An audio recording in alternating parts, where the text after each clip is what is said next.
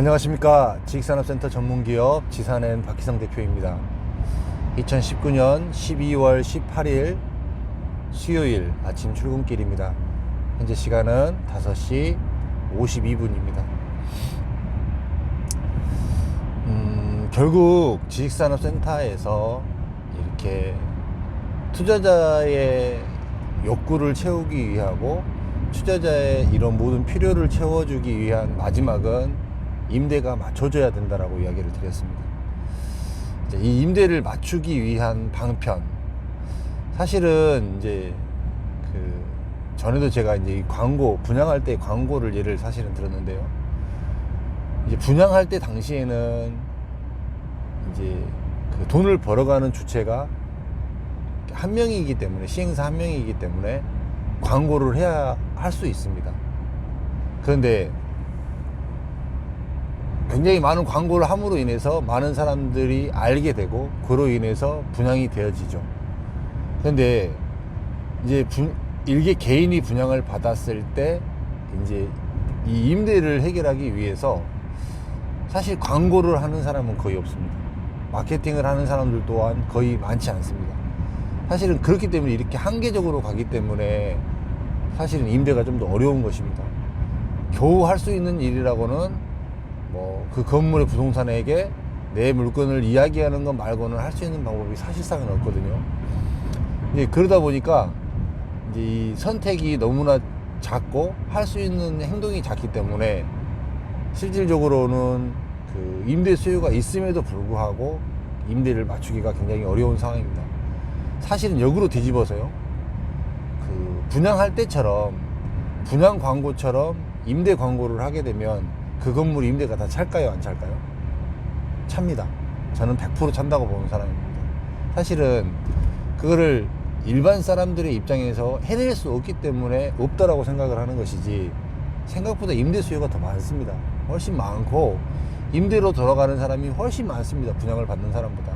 그런데 그 건물의 메리트, 그 건물로 오게 됐을 때 어떤 뭐 어필할 수 있는 점, 이런 부분들을 대대적으로 홍보하고 광고할 수 없기 때문에 사실은 이렇게 임대를 맞추지 못하는 것이지, 결과적으로 그 수요는 굉장히 많이 있다, 이렇게 보시면 되는데, 이제 그거를 이제 일반 사람들이 접근하기가 쉽지가 않잖아요.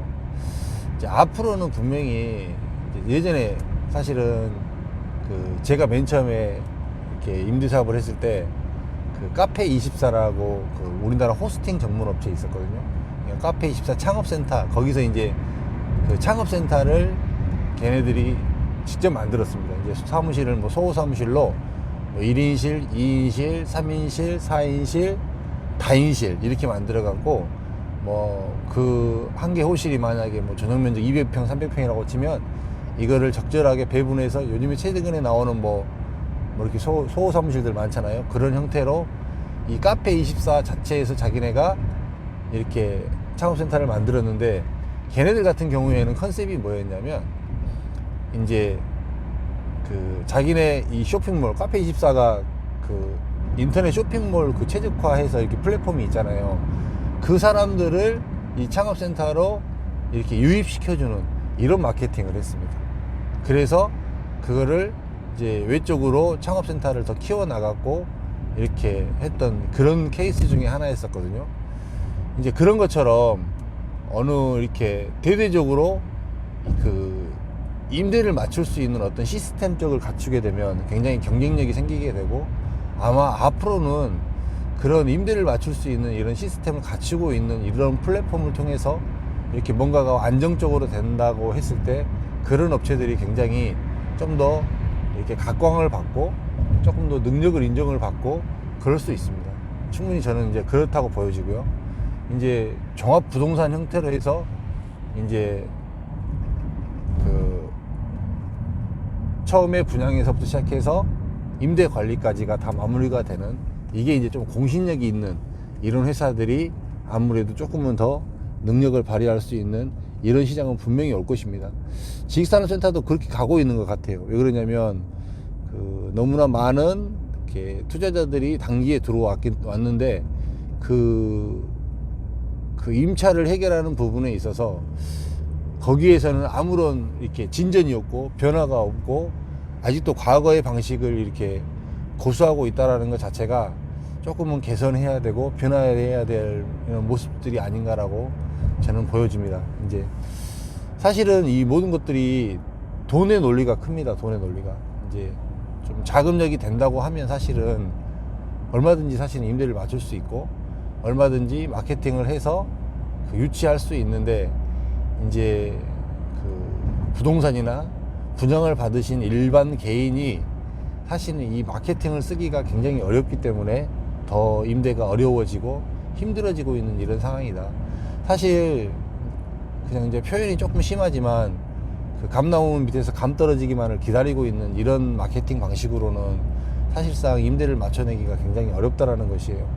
이제 그 외적으로도 사실은 할 방법들이 참 많은데